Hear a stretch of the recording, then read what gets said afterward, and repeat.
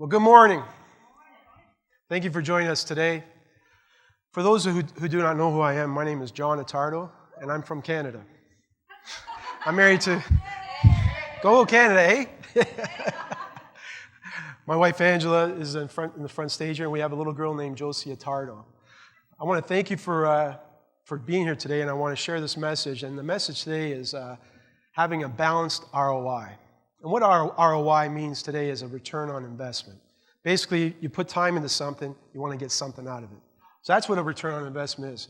Today I'm going to try and show how we can measure that and maximize that today.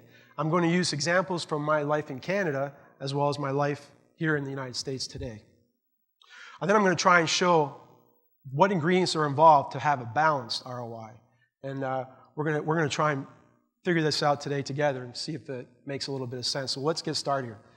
So before LifeGate in Canada, I was going to church, and I was with a congregation called the Roman Catholic Diocese. And that's a pretty strong diocese in Canada. It's about 98% strong as far as churches. You don't very rarely see any type of church, maybe a couple of small Baptist church and a few here and there. So really, that was a church to be at. My family was going there, so it seemed like the best thing for me to do. It was very much a routine. It's nothing like a church here today. Basically the sermons were monotone, not exciting like over here at LifeGate, where you have all kinds of things happening and inspires you, gets your blood flowing. That's what's really cool about LifeGate Church and what brought us to this area here. Basically, being at those churches though, like spending that time, the gain was minimal.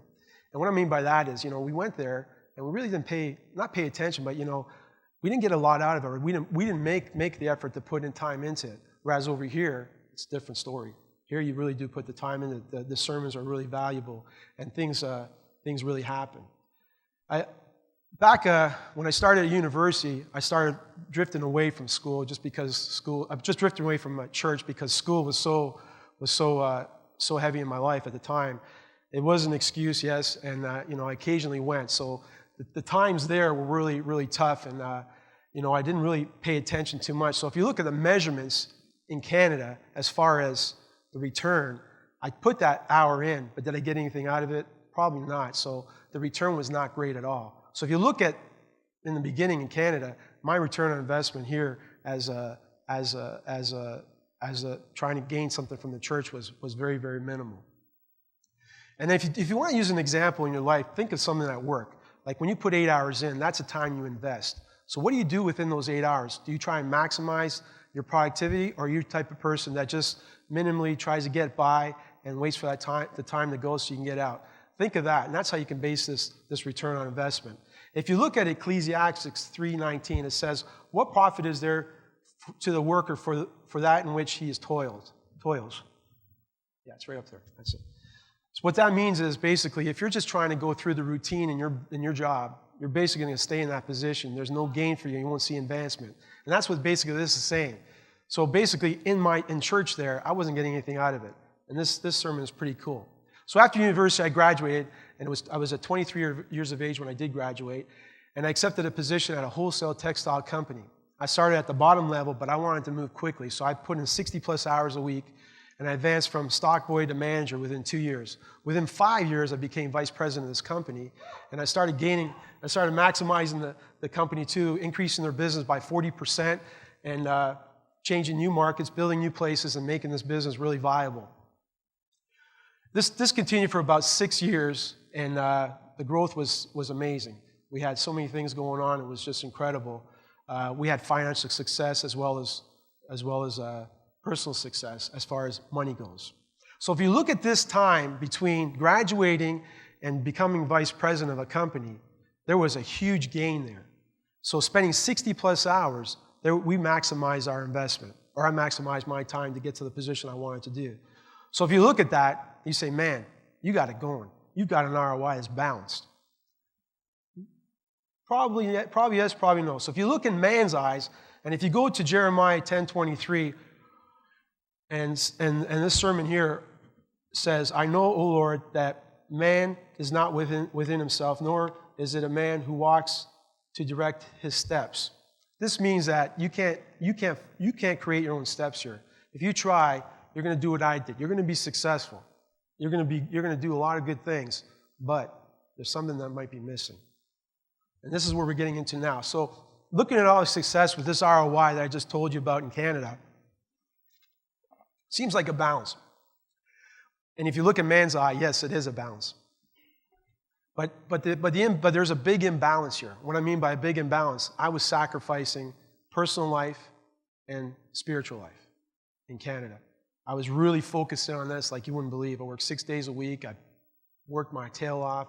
I became successful, but there was a void. And this void, I didn't understand.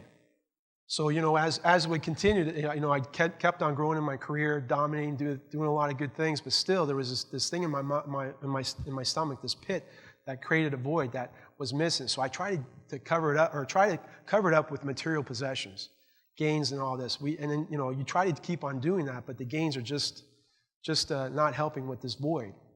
You could have the greatest houses, the best cars, you could have, the largest bank account, but there's still this void was there.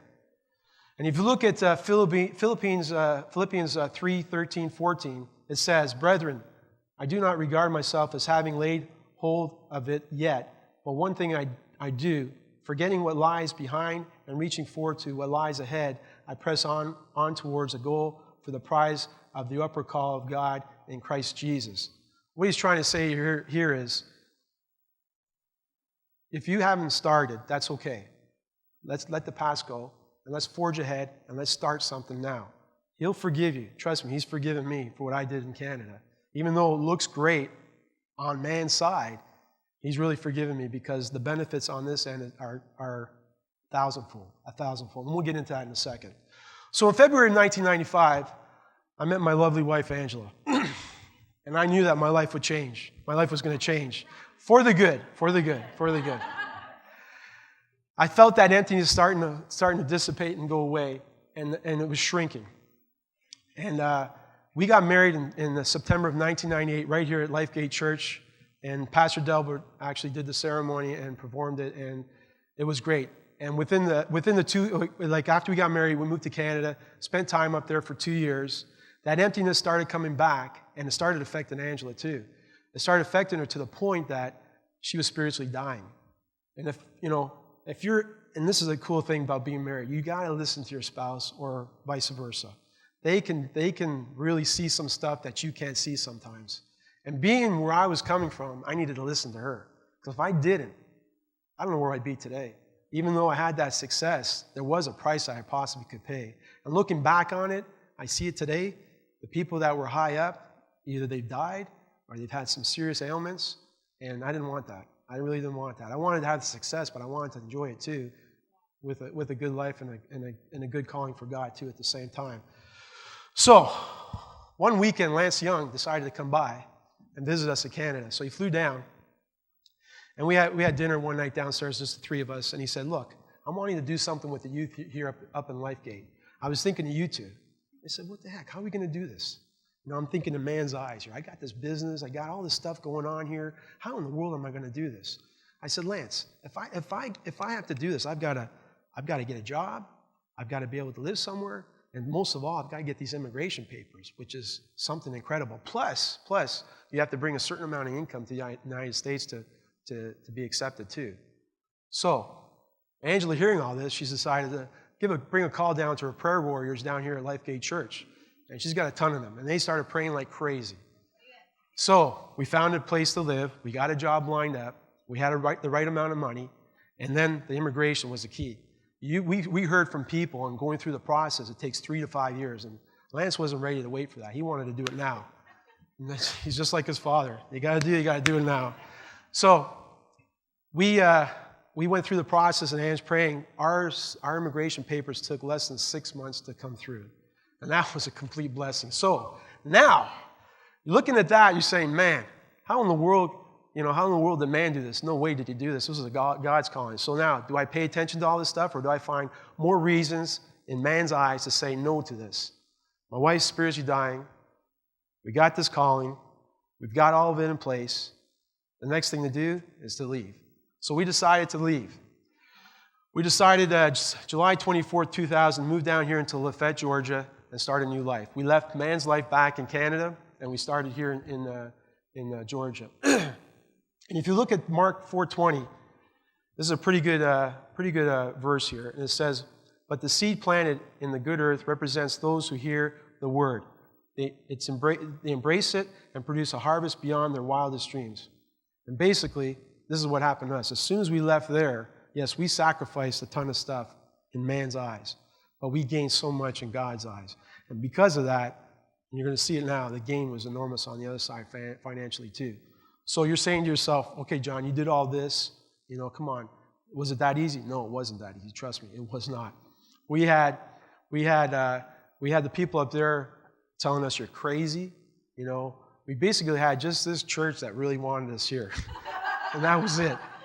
My family up in Canada, they wanted me to stay, of course, for their reasons and their reason alone. The business, they wanted me to stay too, of course. But, nobody looked for our interests except for you guys. And you look for the inwardness, what we needed to find, what we needed to change here. And basically, we had decided to make that forge, and we did. So we found a job here. We started working. And down here, it seemed easy too, but it wasn't. We lost that job within a year and a half because of economic downturn. Then we tried to find another job, but it was hard. So I started working with my father-in-law. And that's a tough job. Heating and air business, that's a special job for a special person. And that wasn't made for me, I'm telling you. I could sell, but I can't put things together. I cannot put things together. But so after that, I got a job with Family Dollar. And then in 2003, I found this company called Verizon Wireless. I'm there today. And within that time, I moved from just being a part-time sales rep to manager, and now to business executive in the business area. And during that time, this is interesting, during that time, our financial gain in the 7 years, what it took 16 years in Canada to produce, the return on investment, it took us only 7 years in the United States. So think about that now. So that's almost half of what it took, less than half.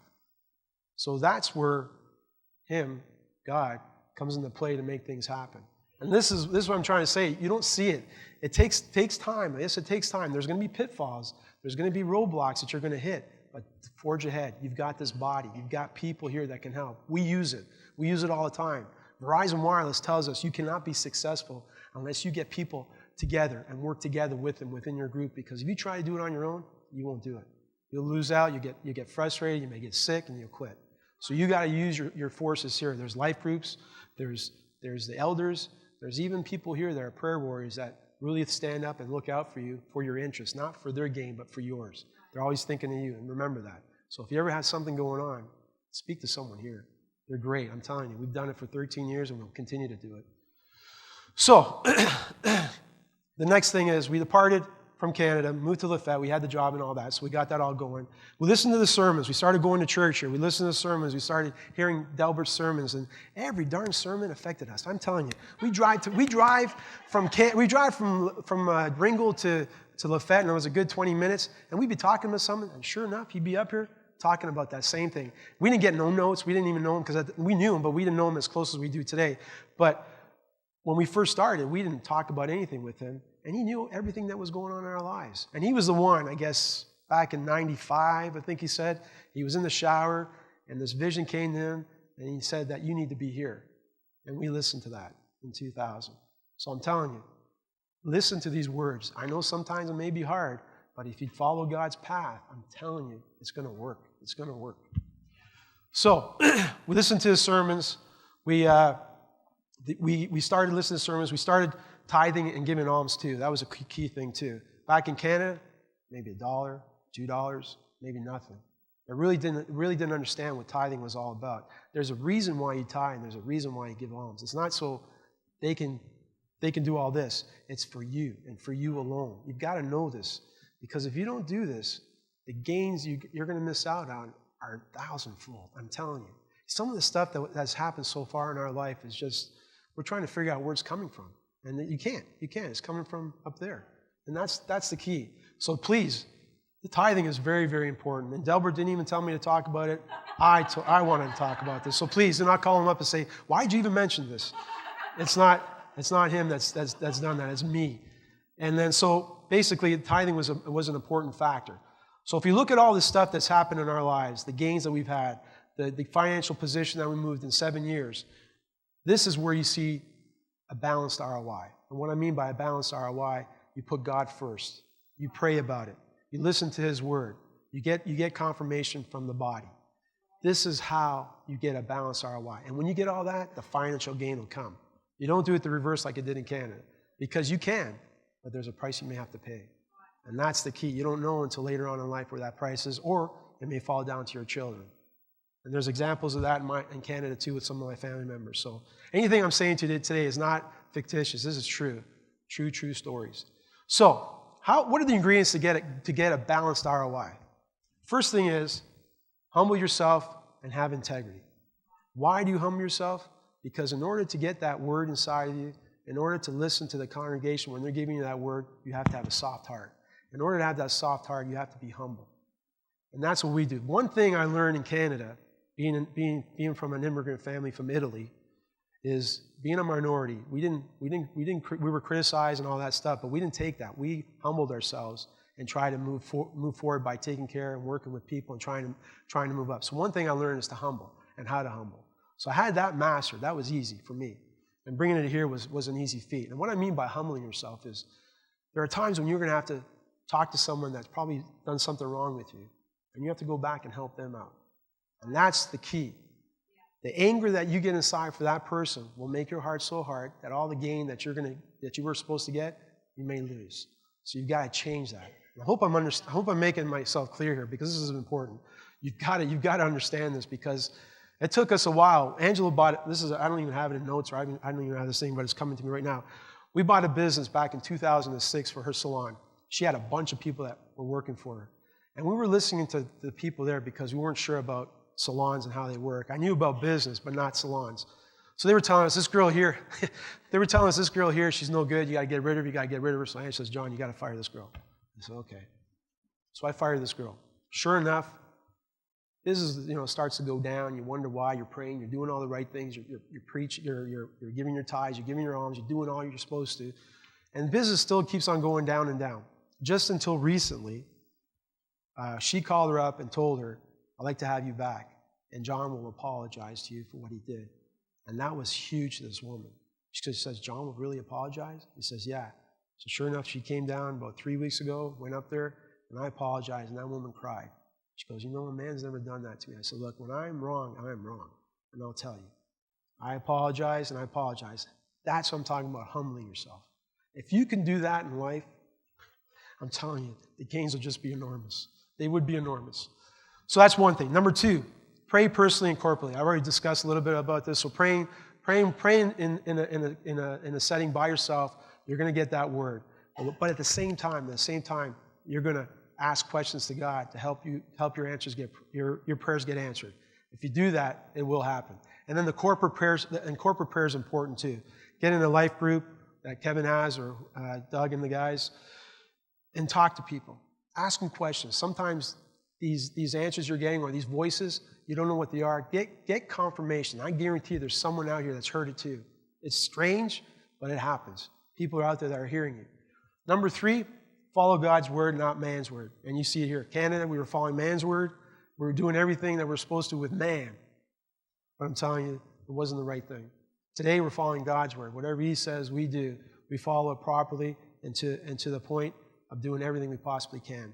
And we got a little one now, so we're even working harder at following His words, so we make sure that her path is not tough as us, but as weird as ours was, having to move from one country to another. If you do this right now for yourselves, your children will have a more prosperous life and a more God-living life. And the last thing is this. This is important. If you get anything today at all, it's this last point. Be vigorously consistent with your tithes and alms. I'm going to tell you guys, I didn't do anything in Canada to tithe. Nothing. But coming here, I see why you do it and why it's important. And every time we did it, there was always some sort of gain that we got, or blessing, or whatever it is. Maybe not just with us, but our family in Canada too. We've got tons of people that have been praying. They email Delbert and Judy to pray for this person, that person. We've had an effect up in Canada too. And why tithe? Now, we do have some books out here that could help you understand what tithing and alms is all about. But why tithe? And what I treat tithe as this. I don't treat it as a bill. I treat it as an investment.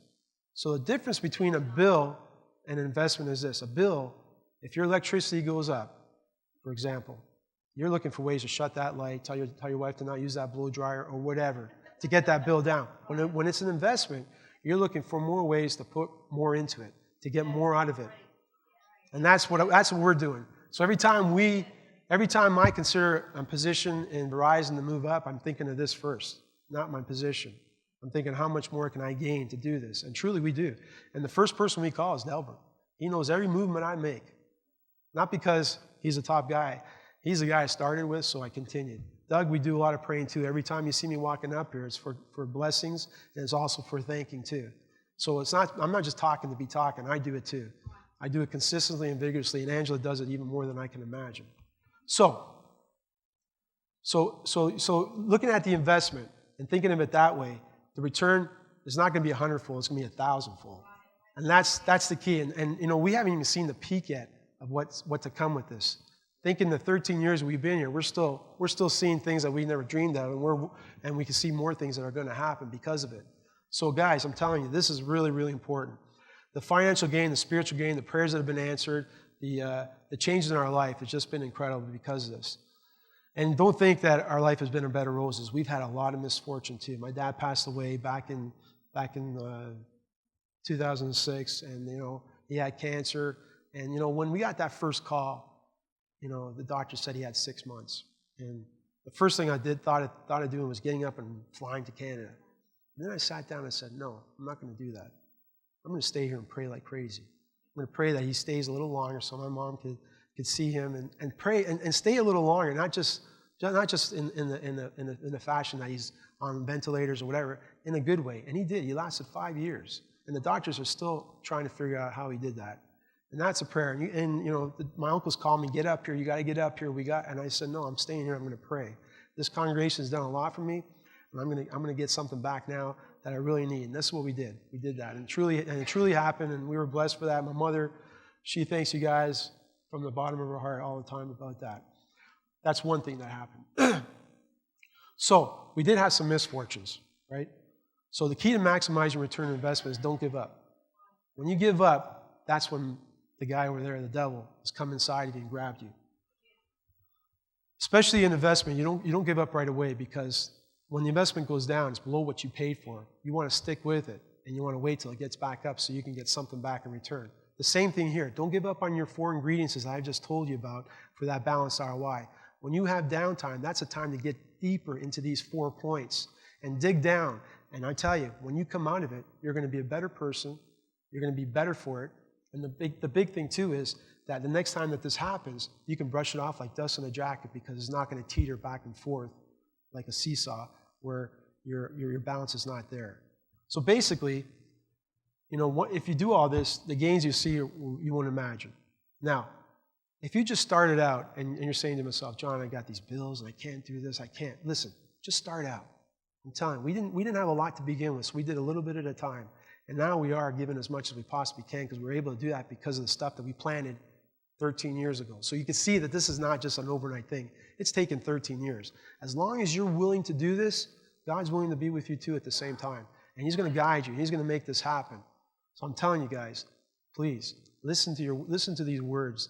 These words are amazing. I learned it from my wife, especially, and my mother-in-law. My mother-in-law is an amazing spiritual giver. She's got words that I don't know where they come from, but they do. If you need a word from someone, she's the one to come to. I tell you, she's incredible.